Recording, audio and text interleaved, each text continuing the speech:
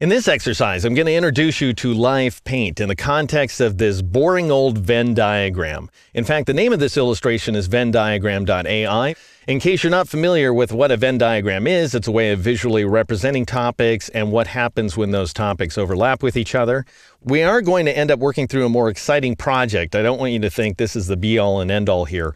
Ultimately, before we're done with this chapter, we're going to create this Celtic knot pattern in which these various objects are winding through each other. In fact, we've got a single object, this green object here, that's winding through itself, something that you can't do just by sending things forward and backward without breaking up the objects, but you can do it and keep the objects totally intact using Live Paint.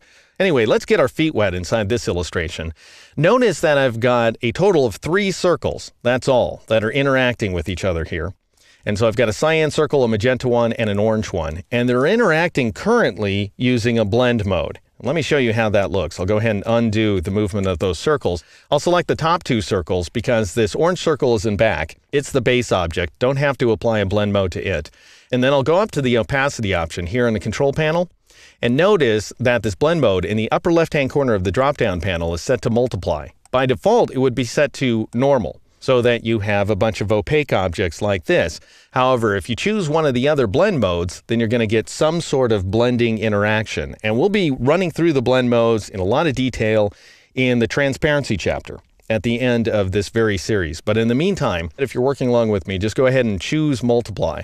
And what that does is it treats each one of these objects as if they're printed on an independent transparency, and then we're layering the transparencies on top of each other on, say, an overhead projector or a light table, and that creates a uniform darkening effect. So wherever the objects overlap each other, then we get a darker mix of those 2 colors.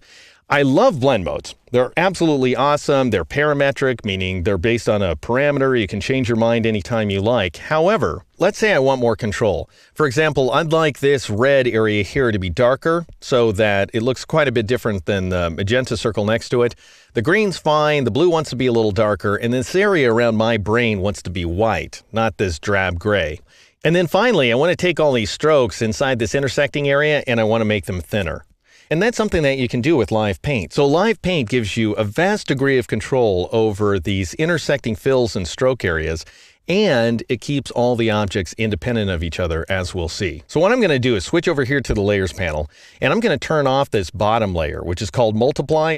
After the Multiply blend mode, I'll turn it off, and then I'll turn on Normal. And these are those very same circles set to the normal blend mode. You need to make sure that if you're working along with me, you turn off the multiply layer and then turn on normal to get the same results that I'm getting. Then go ahead and marquee the 3 circles, just the circles. You don't want to select any of the text. And after having done that, we're going to select the Live Paint tool. Now, if you're familiar with previous versions of Illustrator, you may wonder where in the world the Live Paint bucket went. And it's actually inside of this group right here. You go to the Shape Builder tool, click and hold on it, and then you get this flyout menu that includes the Live Paint bucket. You also have a keyboard shortcut of K. And once you select the Live Paint bucket, you should see this little bucket cursor with a triad. So in other words, 3 swatches above it. So 3 little color swatches. If you don't, it means that you have some non-color swatch active. So for example, if I were to dial in a different color inside the color panel here, I'll just dial in 50, 50, 50 for cyan, magenta, and yellow, and then press the Enter key or the Return key on a Mac. That does not correspond to any of the swatches in my swatches panel, and then I'll just see a single color above that paint bucket cursor. Something else I want you to notice is that even though all these objects are selected here and the fill is currently active, I didn't change the fill of my selected objects. That's because I have the Live Paint bucket tool selected. And Illustrator knows that I'm not going to apply any attribute, fill, or stroke until I do so by clicking with this cursor.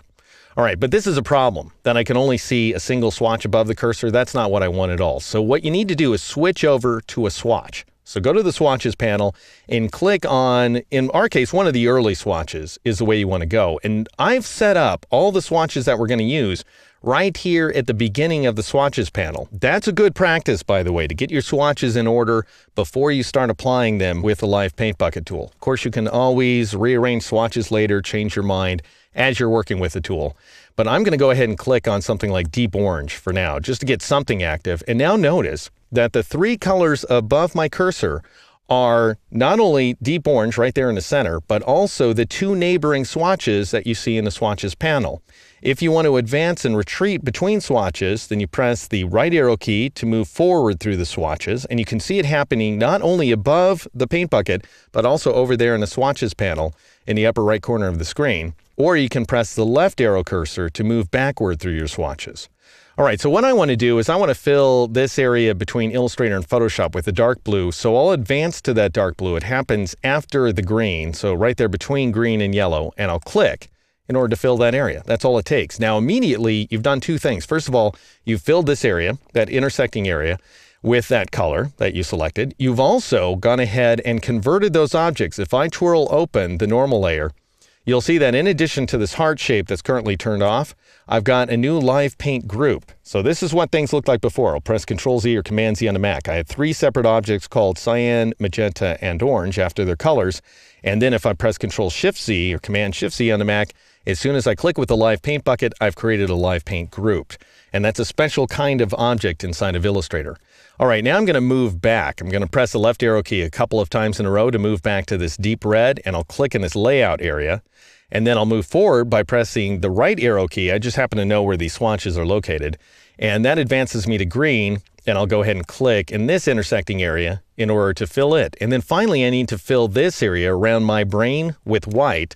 So I'll retreat several swatches. So I'll press the left arrow key a few times in a row until I get white selected there above my bucket cursor, and I will click inside of this intersecting area. All right, obviously we have some work that we need to do on the strokes, but in the meantime, I want to show you what's going on here. I'm going to go ahead and grab my black arrow tool, and if I were to click on this object with the black arrow tool, I'd select the entire thing. That is, I'd select the entire live paint group. You can select individual objects if you want to using the white arrow tool, or I'll just go ahead and twirl open this live paint group, and I can see each of my objects. Notice they have no fills now here inside the layers panel, because that's all being done magically on the fly inside the context of the live paint group.